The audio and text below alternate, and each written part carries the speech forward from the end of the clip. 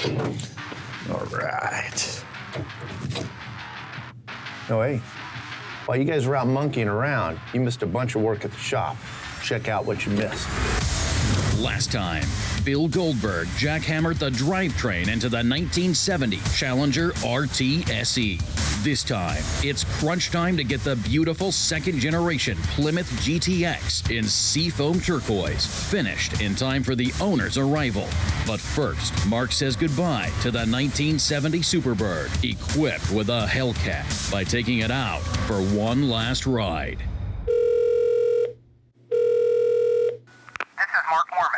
Leave your name and message, and I'll get back with you. Morning, Goldberg. Crap box rolled over, kicked in pile of monkey dung, huh? I think I just figured out who's next.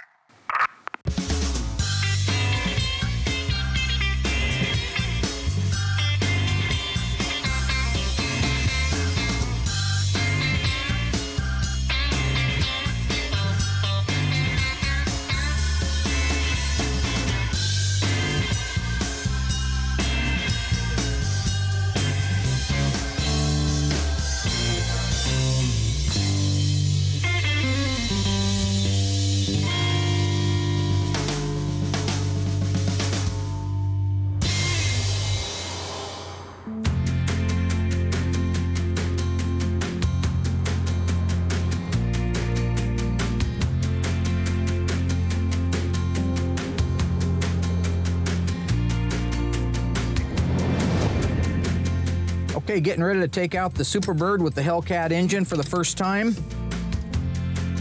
Let's give it a start.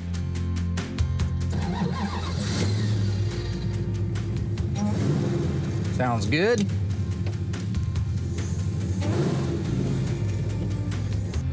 First gear. Second. There's the supercharger kicking in. Oh, that's wild. Yeah!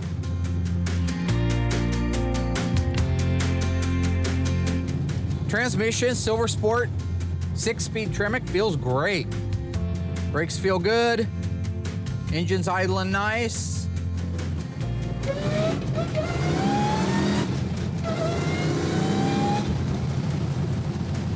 That's 75, third gear, nothing to it. Got 3,000 RPM. It tracks good. Magnum Force front suspension holding the road nice. Even though we got the F60 15 polyglasses, it's still holding the road nice.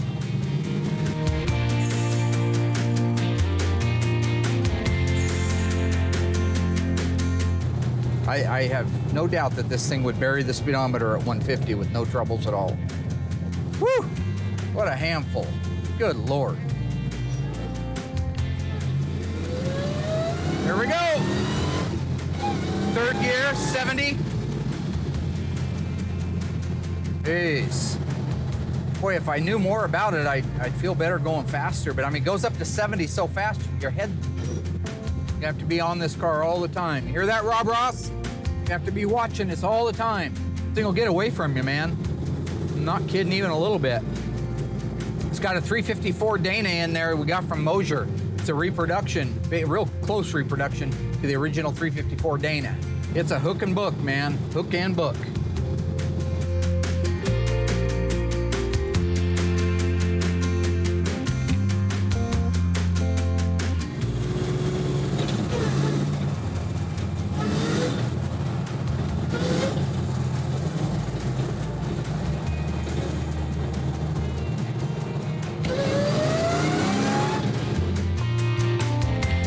So yeah, everything came out great on the Superbird, and there were some challenges with it, but I will put the feather in my cap, or whatever metaphor it is, that says I'm succeeded perfectly. So, you know, the more I'm learning and getting comfortable with the Mopar performance stuff, like the L-Crate engine now and the 392 and the 354, it seems to me that there's gonna be a good market for that. Because not everybody cares so much, and they want late model performance, but they want old school look.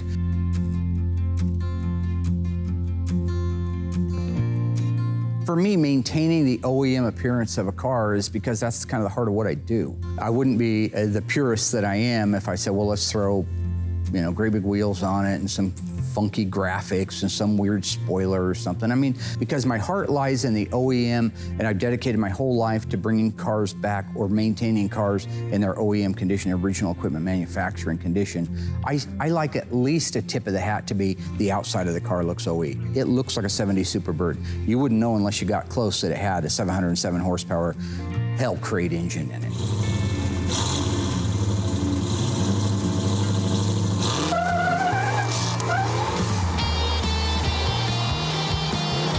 We had teamwork, camaraderie all around a car that we love and around a brand that we have passion for. Because that's Mopar and that's OE and that's Graveyard Cars.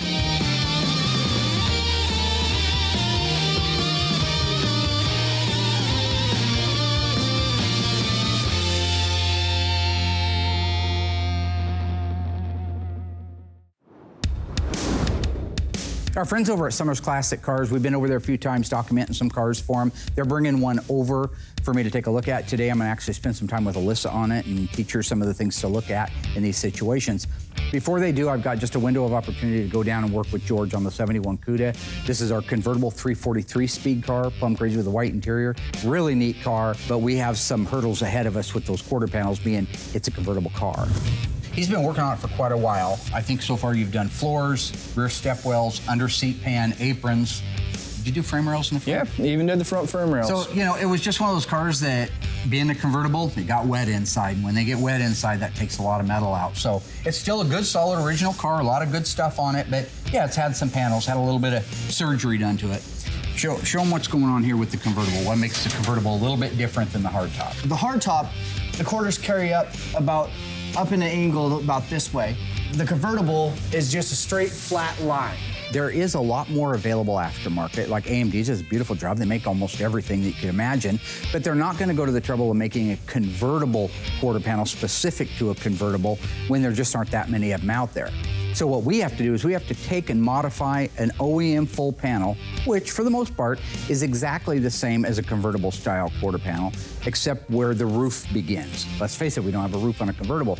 So we have to find that point where we trim it through what they call the sail panel area. So my answer is get it the rest of the way off of there, all the way down, take it out, take this whole thing off, do not damage it, don't bend it. We need the original length and shape of it because we may end up using it either again or as a template. This is my first convertible, so I'm nervous. I do not want to make a mistake. So I have to take it off as careful as possible so I can reuse it if I have to, and if not, I can use it as a template on the new quarter, and I'm praying that everything goes back together just right.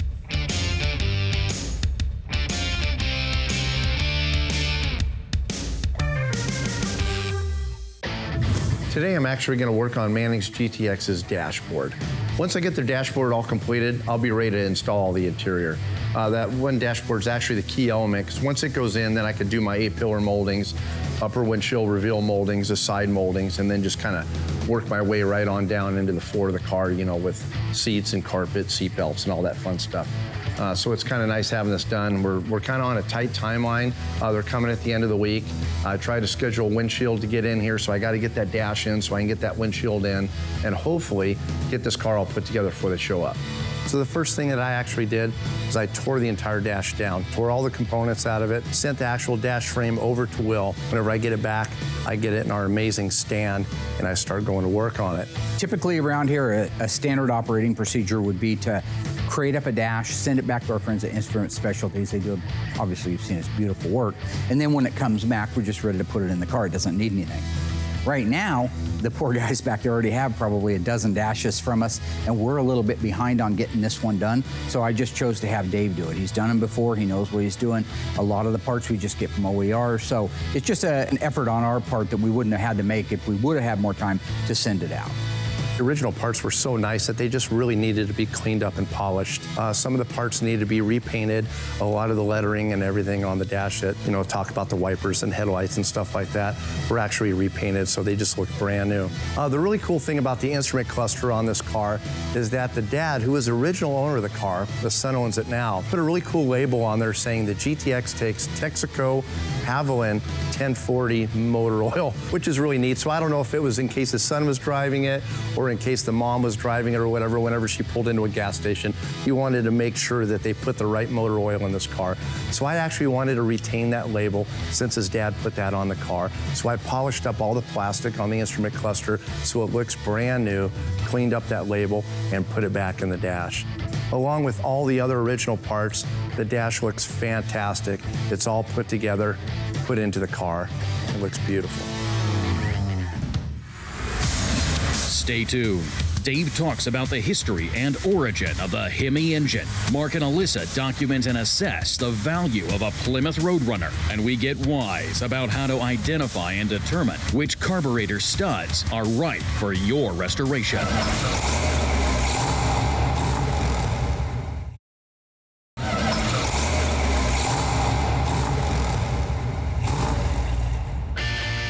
The Hemi engine has been around a lot longer than you might think.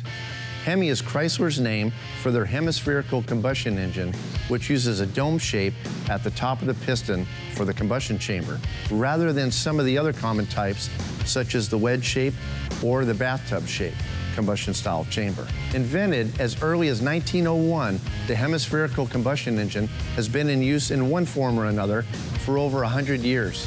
In 1905, the Belgian car maker Pipe used a hemispherical engine in their car at the time. In 1907, Fiat used a hemispherical engine in their 130 horsepower Grand Prix racer. Chrysler got into the game in 1940 when the Army Air Corps contracted them to develop an engine for airplanes. Chrysler built a V16 engine that was 122 inches long and it weighed over a ton. They called it the XIV 2220, and it featured two V8 banks, a single overhead camshaft, a turbocharger, and a supercharger. The engine took so long to build that most of the planes interested in using it had to move on to other engines. Finally, in July of 1945, the engine had its first test flight in a P-47 Thunderbolt test plane, and it blew away the 500-mile-per-hour record.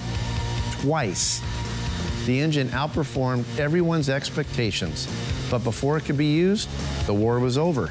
And with the invention of the jet engine, there wasn't any need to continue development on a combustion engine. Chrysler took what they learned and eventually made their own smaller car-sized hemispherical combustion engine, which they named Firepower. This is considered the first generation of Hemi engines, and eventually each of the divisions of Chrysler had their own name for the engine. In 1964, the second generation of Hemi engines was released by Chrysler, and those are the engines featured in some of the most iconic muscle cars in history. So just remember, that Challenger or Cuda you're driving around with a 426 Hemi has a lineage that goes back to World War II fighter planes.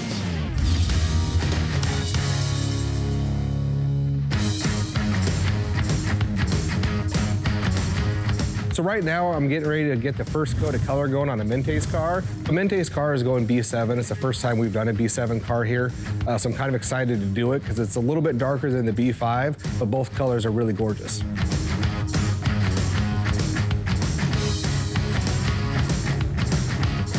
This is a popular color, so PPG's got this one just dialed down. So I order my 3 gallons, they send it to me, I mix it up, do a quick spray out to make sure that it looks good, and then we're spraying.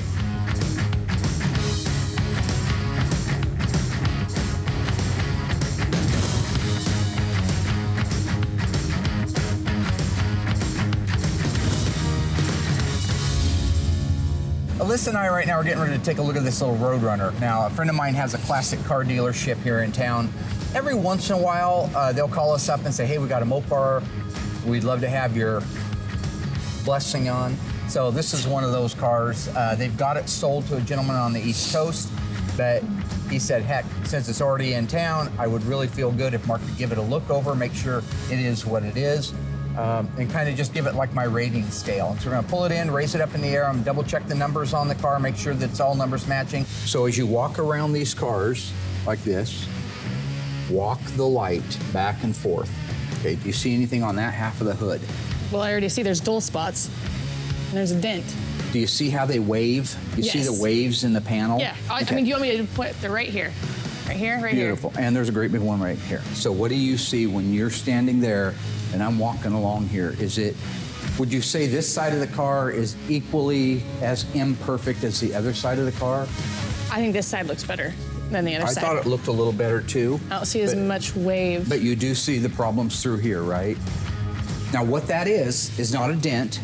It's the preparation work that I ride the guys down in the body shop like Will. When we're blocking something and we're trying to get it clean and flat, and I go, no, I can feel it, or it shows up in a guide coat. If you don't take those steps, then you can end up with, what I would consider a mediocre type of job. I noticed immediately, look at your Roadrunner decals. Now, you recall I just did the Zincs Roadrunner, and earlier back in season 1, I did the 70 Roadrunner for laser. Yep. It looks at a glance like this is all one decal. It's not. It's 4 decals. Okay. But notice the X, it's on the bottom. Yep. The dust trail is leaning forward at the top, back at the bottom. Now go look at the door. The X is on the top. It's an easy mistake to make because the patterns are very similar. You see, this part looks pretty consistent. It does, yeah. This mirror, depending on what we find on the fender tag, probably doesn't belong here. That's a very rare option. I'm not even okay. sure it was available. I think that it was, but it certainly probably is an addition because it's a cool addition. People like that kind of stuff. Let's look at the hood just real quick. The blackout on the hood. You notice that the black is really inconsistent. It's splotchy. Like part of it up through here is a matted finish and then it gets shinier down here. This trap door was painted probably at a different time than this, the air driver door, and it has the right sheen to it. It looks matte? nice. Yeah, the matted look, but it starts getting inconsistent. What was the first year a Plymouth Barracuda or a Dodge Challenger came available with a rear sway bar? Is it 1968, 1970, or 1971? We'll have your answer right after the break.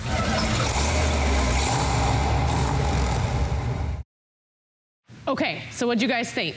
Did you guys think it was 1971? Because I got bad news for you. It was 1970. The rear sway bar wasn't introduced until 1970, and it became standard. Yeah, she struggles with this right here. What are you doing? It came standard in the TA. I think I hit my mark. Why are you here? The rear sway bar was standard equipment on all A53 Trans Am AAR cars. I knew that. However, in 1971, they didn't build an AAR or TA, but you could still get the S 41. option for the rear sway bar. So, don't Okay, try thanks, that. Dad. Thanks for your help.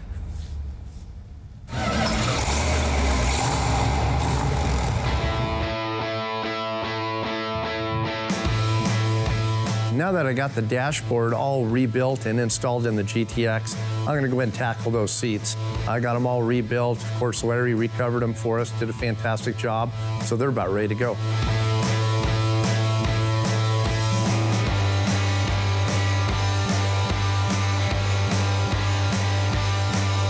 I was able to actually get the seats in. Driver's side gave me a little bit of trouble, but I proved it wrong and I got it in.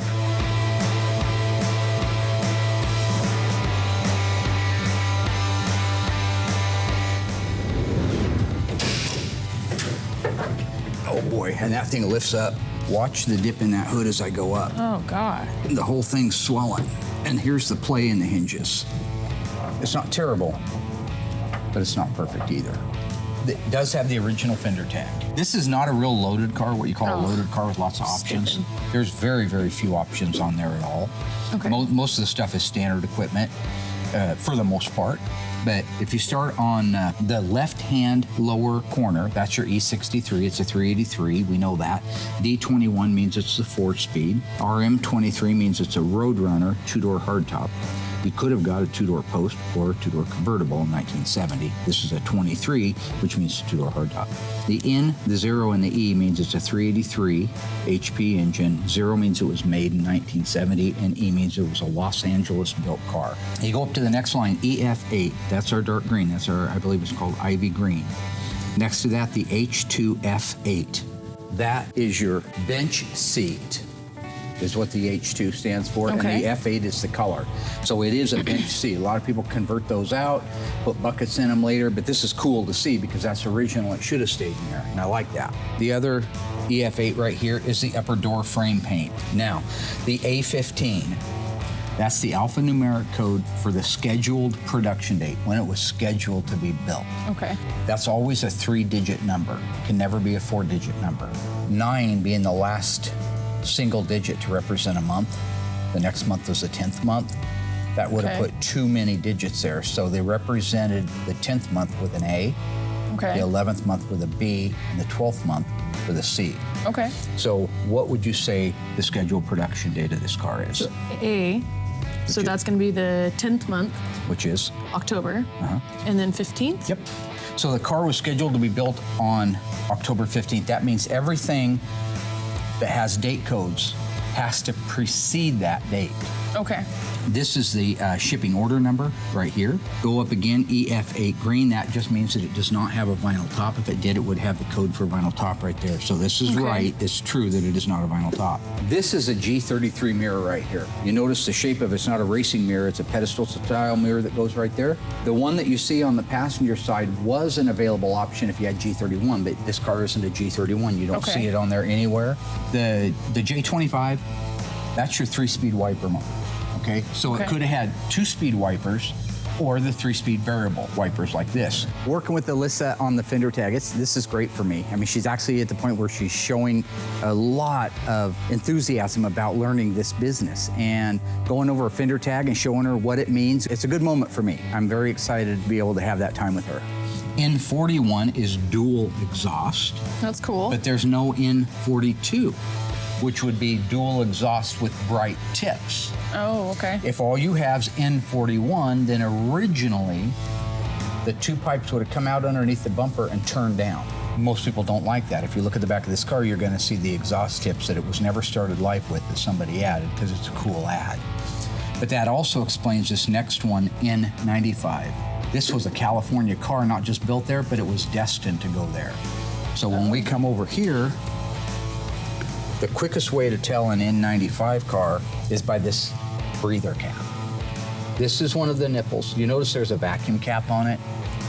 If I take that off of there, it's an opening. Yeah. They've got it capped off because they didn't get the vapor return line that goes back to the tank, runs along the right-hand frame rail, comes up and stubs into about here, and then you connect it together with a hose. They don't have that on there, so they probably didn't even know what it was. Whoever restored the car probably didn't know what it's for, because they obviously didn't go out of their way to do that. Yeah. But that is definitely the sign that it's an N95. Okay. The N96 is this big, beautiful thing here. That's a great option. It's interesting that they chose that option and passed on almost everything else in the way of cool options. Yeah. But I'd go with the cold air induction too. It's just cool. You remember back to Terry Zink's car, right? When he popped that switch, that thing came up, and you got the shark's teeth on the side of it. Coming up, Mark and Allysa continue to detail and assess the Plymouth Roadrunner's value. The owners to our beautiful Seafoam GTX finally make it out to see their car. And Will puts the first coat of paint on a 1972 tawny gold Duster.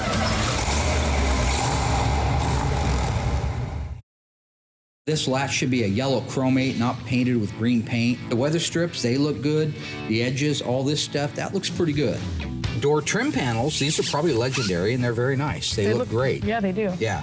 So if you take a look here, like the instrumentation, the Rally instrument, you'll notice how the chrome's nice and shiny. It's in good shape. The black's nice. The white lettering, that's probably a new reproduction, most likely. Yeah. These in 1969 and back were a real soft knee bolster. These are a rigid plastic, so these are correct for the 70. Now, otherwise, when I drove it in, I felt like the pistol grip felt pretty good to me. The linkage was right on it. But if it has the wrong one, you go up into reverse, you'd hit the dash with your knuckles. So that stuff all looked good to me. I think overall, the interior of the car is much nicer than the rest of the car. Yeah, because you only found Just those things I one pointed minor out. thing, yeah. We've got the wrong adapter ring. Here. This is supposed to be a matte finish right here. These are supposed to be a matted Matte. finish right here. The rest of it looked pretty good. The door jambs need cleaned up. The latches need to be plated and not painted.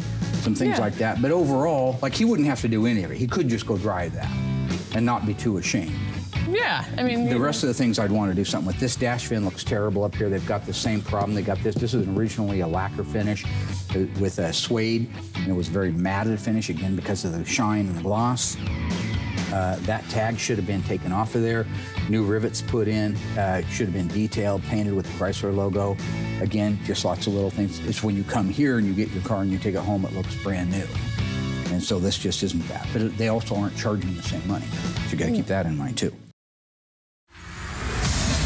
So far, Mark took the Hellcat-equipped Superbird out for one last ride before it's shipped to its owner. For the first time on Graveyard Carz, Will laid out a beautiful first coat of B7 on the 1970 Challenger RT. Now, Dave is working on finishing up the Plymouth GTX before its owners arrive, while Mark and Allysa continue to evaluate a Plymouth Roadrunner before its potential sale to a new owner.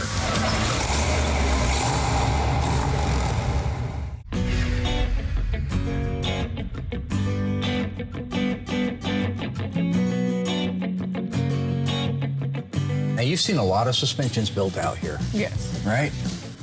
You see this right here? That's not supposed to be gray primer. That's supposed to be a natural finish. These are supposed to be natural finish. These are natural with a cosmoline look to them on the end, dipped all the way up to the ball joint. Those were just gray primered. Same with the... Yeah, the sway bar, that's all just wrong. These should have been new ones put on, or at least sanded and painted. All of that needs to be redone, every square inch of it. That suspension needs to come out, needs to be rebuilt and detailed correctly.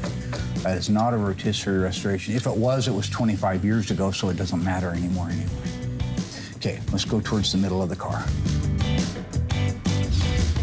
So right now inside the booth, we have our 1972 Plymouth Duster. This is the first A-body that we've done on the show. Kind of exciting to do. It goes a nice HY9 tawny gold. Oh, God, where's my coffee? Do I have a coffee assistant? There you go, my friend. Oh, thank you. That's my boy.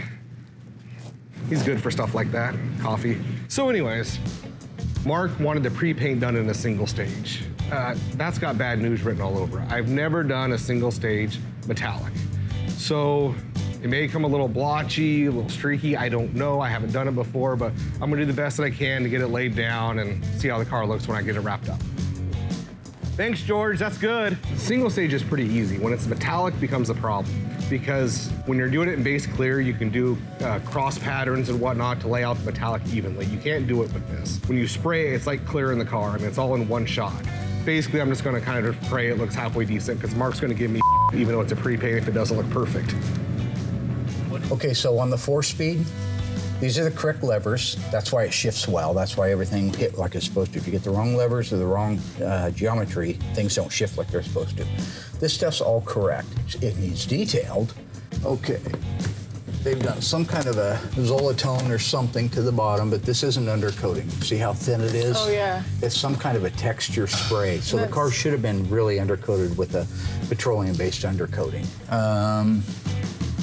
It does use the correct 7290 large U joint, so that's good. Let's see if it's a 489 or 742 case. Oh, 741 case, so that's great. Is it a shear gripper? Yeah, it looks to me like it's probably had a trunk floor put in it. Trunk floor extensions. How long ago do you think the restoration was? Because it's older, 10 or 20 years ago, wow, probably. Really? I would guess, yeah. See that up in there? Look way up inside that wheelhouse. You see how thick that stuff is? It almost looks like undercoating. Yeah. It was undercoating. That was the original factory undercoating up in there. Then they blasted it or sandblasted or did something. They didn't get all that out of there. But it was supposed to be even thicker than that from the factory. So I do think that the wheelhouses are probably original inner and outer, although it may have had a small piece somewhere. I don't see it. Yeah. Yeah, it had a little piece put in there. It's had some work done to it. It's okay. Did they have 10 or 20 years ago have these replacement parts? Not all of them. Sometimes you had to get used stuff back in the days. That up there definitely looks to me to be like an original spot weld, original geometry. That's good. The rails. It's hard when they get color on them and stuff, but it does look to me like it's probably the original rails. That's good. Yeah, I see these spot welds up here? Yep. Now, we duplicate that, but whenever they did this car, they probably didn't. So those are probably originals. So I just finished painting our 1972 tawny gold Duster. Came out streaky as yeah, it's the first one I've ever done. Good thing is it's just a pre-paint. The body work looks good, the lines look good, the color looks good. It looks totally perfect. So I'll bring it out here in the next couple weeks. We'll tear it apart, get it jammed, reassemble the whole entire car, block it out one last time, and then we'll go to base coat, clear coat, where the car will absolutely look perfect when we're done. Graveyard Carz was hatched from an idea my dad had to showcase the wonderful world of Mopars. So true or false? The Graveyard Carz series was based off my dad's 1970 Charger. We're gonna have the answer right after the break.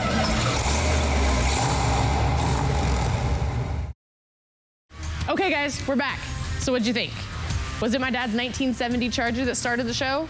No, it wasn't. It was the 1971 Phantom Cuda, and you all know that because we followed it for like 8 years, 8 seasons. So, yep.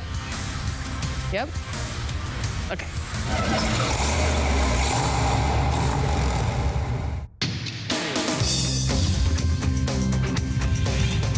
We're gonna go to the air cleaner stud section of the book. So we open this up, and you can see that there are 4 versions of carburetor studs. Actually, a 5th one down here, including the Carter Thermal Quad. That's the carburetor that came out in '71 on a lot of the big blocks and some of the small blocks. You come across these, we say, well, what are they for? How do I know which one's right? Unless I put it in the carburetor, put the air cleaner on it, and see how much stud's sticking up, or if there's not enough studs sticking up. Just take the first one, this unique looking little one here that has this shoulder built onto it. That's so that when it screws into the carburetor, it can't continue to screw in, where it would go all the way through the threads and not be able to take the wing nut off because it would never be tight. When you go to take the wing nut off, the stud would come out. How many people have had that happen? That's because that lock prevents that. So this stud, I believe, looks most like E, the Holley 6-barrel. So with that, we'll get our tape measure out and we'll see what it has to say about E. 6-pack Holley 2-barrel stud. According to this, 2 of them are required, and that's true. If you go out and look at our 446-pack engines, you'll see that there is a wing nut at the back and a wing nut at the front. They both go to 2 carburetor studs. We know it's 1/4 by 20, 0.40. Let's see what they're talking about 0.40. I bet it's this shoulder right here. So I come in here and I measure that stud. The maximum outside diameter is 0.40, and right there you can see 0.40. So this is a great replica of the original stud. Let's measure the overall length, 1969, here we go. We end up at 2.50. 2.5 inches is the overall length this should be. I go to here and to here, and you can see that that is 2.5 inches long overall length. One end of it, the long end after the knurl, is 2 inches. And you can see that we're within a 1/16 of being exact. You go to the other end, according to this, it's 1/2 inch. If you look very carefully, you'll see that that's 1/2 inch. So this is the correct carburetor stud on a Holley 6-barrel. Whether it's a 340 or a 440, 6-barrel setup on the 6-pack or the 6-barrel, it would use 2 of these on each engine. And that is what I refer to as getting wise. In fact, I'm going to take Dave Weiss out of it, and I'm just going to say getting wise with Mark Worman, so. And don't tell him. Obviously, he doesn't need to know. So to me, this is that anomaly that doesn't have a right answer. Okay, explain what I mean. 1970 Roadrunner 3 to 3 4-speed, numbers matching, look like not a lot of sheet metal's been put on it, so I'm going to tend to say it was a pretty solid original California car like they're saying it was. Yeah. I would rather have the car in the graveyard with the paint falling off of it and the engine seized up and the transmission not working and a rotten trunk floor. I'd like to see all that and address all that one time, be done, you're out the door, your car's restored, it's beautiful, right? The value of the car in that state is a lot less than it is in this state, right? So I'm saying that if I went out and I tried to find a 3-3 4-speed numbers matching project car, I'd probably pay around 15 grand for it. Maybe even if it was a real solid one, you might pay 20 for it. That's a lot. I just sold a numbers matching 6-pack GTX for 24. So let's say it needed complete restoration, but you only paid 20. Now you're gonna put $80,000, $80,000 in the restoration. You're gonna be around 90 grand in the car, but it's malissimo. It's done. It's done forever and ever, amen. It's the best that can be done to it. There's gotta be something between that and the way it is in the graveyard. Yeah. And that's probably this. And so it's a math equation. The guy that buys this, if he's gonna pay 60 grand for it, he's gotta know there's really no room to go back financially. And so really that's what I've got to report back to the guy. It probably was bolted to a rotisserie, but the rest of the things on the car don't really reflect it. Overall, I think it's a great car. It's numbers matching, it's 3-3, it's 4-speed.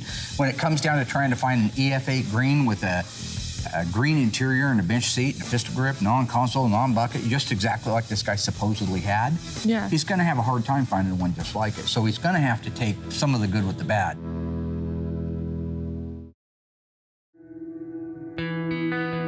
So lo and behold, the Mangs are showing up. It's D-Day, we're right down to the wire, no windshield. The good thing is there's actually 2 inches of snow on the ground. So that's kind of a bonus. So I can actually kind of play that off like, well, you couldn't drive it anyway, even though the windshield's not in the car. So everything's been done. Brakes are bled. Car's actually been driven around the lot a little bit, without the windshield, so we know it's all good to go. So once that glass gets in there, it's gonna be good. Hi, my name's Jermaine Manning. Mark, doing my father's 69 GTX. He bought it at the end of 1968. So it's my father's first brand new car he ever bought. Father was born in 37, so he was 32 years old. My memories of this car was sitting in my uncle's garage, and it ended up in our garage, and it sat there since I was 4 or 5 years old, just sitting in the garage. So never heard it run, never took a ride in it. The interior was, I guess water had got in. It was like a messed up interior, but my father loved it. And my mother she really loved it.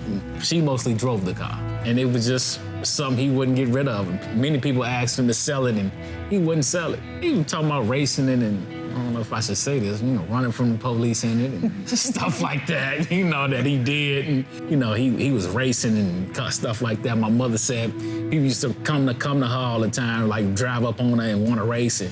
She said she used to race it and win. He took pride in the car.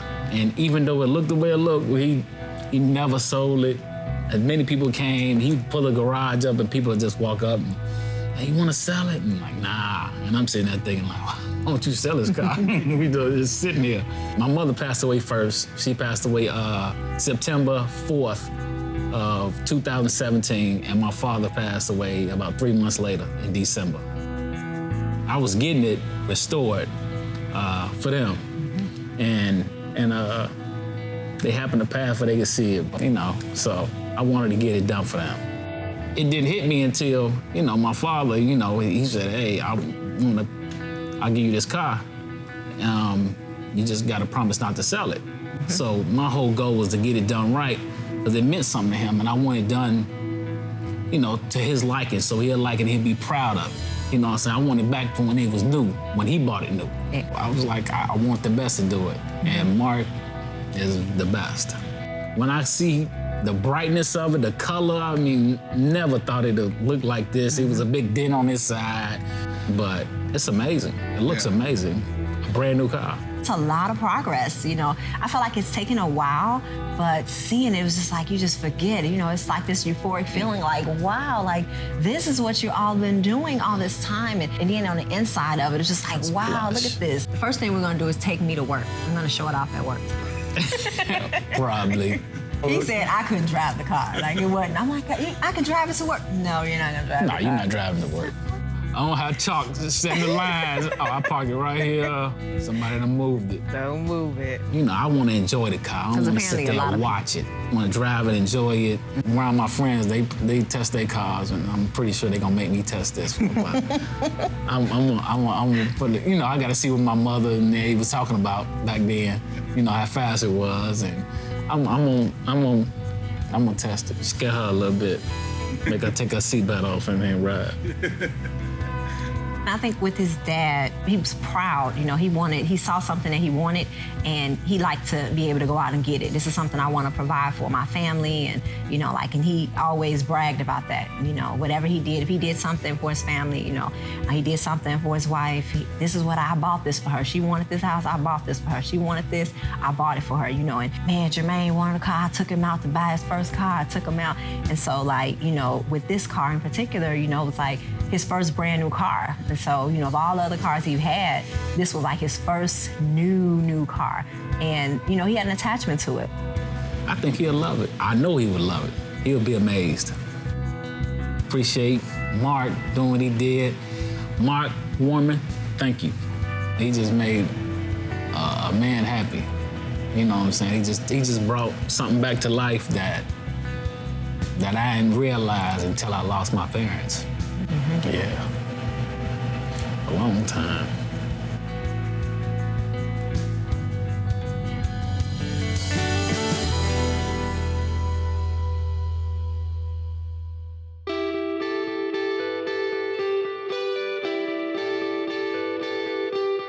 Hey, how's it going, boss? I got Manning's 69 GTX, that beautiful Q5 car. You're done? Yeah, done. That mirror that you gave me, I got the passenger side mirror installed. Great. Kind of went over it real quick and hoping you can go out and do some driving on it. I would be happy to do that right now. Yeah, Mark seemed to like the car. You know, he's been watching me build it, you know, all this time, but the real, you know, catch is going to be when he actually gets in it and drives it.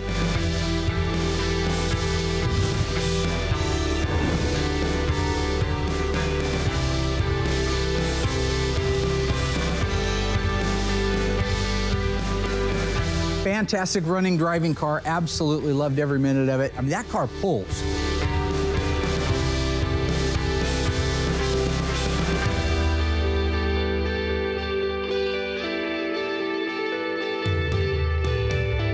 Drove it around, put about 10 miles on the car, pulled hard, went out and did some final driving footage, which was really cool, up over my old stomping ground, South 4th Street.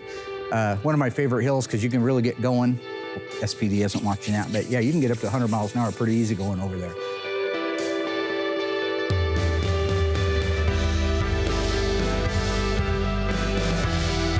I'll say it again, when a car starts out good, it ends good. This car had no rattles, no squeaks, no nothing. I mean, I'm driving it over railroad tracks right down here at the mill. Anybody that lives in Springfield knows what those are like. Nothing, not even one. Usually we have to work on the exhaust. Accurate builds a beautiful exhaust system, right? But if we install it and we don't put it exactly within 1/4 of an inch of where it's supposed to go, it can bang against things. So we usually bring it back and we readjust it. Nothing. So good job, Graveyard Carz. So overall, I think we had a really productive week at Graveyard Carz. We did. It was a good week. Very nice. What was your favorite thing this week? The most favorite thing you did all week long? Well, I think it was a pretty exciting start getting to send our Superbird home. 707 horsepower, 6-speed trim One of one. It's the only car in the world with a Hellcat. It's the only one in the world like it. That is Absolutely. very true. I mean, yeah. That was your favorite thing. What about learning on the 70 road? That was actually one of the highlights. I wasn't a smart ass. I was very good about it, right? Took my time, tried to teach you things. Will did really great in the paint shop this week. Actually, this is one of those weeks where the body and the paint is a bit more rewarding than the mechanical into things because it's not to say they didn't do anything, but Will got the initial paint done on both cars. Dave did great over in the assembly shop. He got the final touches on our super cool 1969. What's the paint code on the GTX? Dad, just because I don't remember the VINs? You're supposed but to we get have the whole books for that, though. Not the whole reason. What else do I do here? You read a book and learn how to take a dooski, right? A dooski is a natural thing. You take a dooski, it comes out. It's what it is. I don't know how you're drawing the connection here. You breathe. It's a natural thing. It's involuntary. These numbers should be involuntary to you. They should be voluntary motor skills. Dad, it's bells and whistles. Bells and whistles. So, but if it makes you happy, I'll try harder. Nothing. Sounds good? Nothing makes a dad feel. But you know how much work that is? It's like every single car I have to memorize that many numbers. It's hard, Dad. Okay, here.